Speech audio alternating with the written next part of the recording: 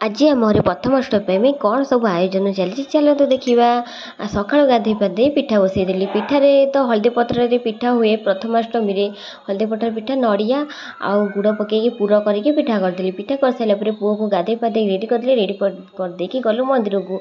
मंदिर को गला बेले बाटे गोटा देखिलु बहुत सुंदर ताजमहल।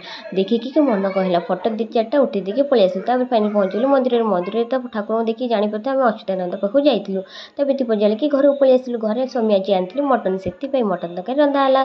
पिज जारदेली तेल लुण पकई पिज जारदेली। अदा रसुण पेस्ट देदेली।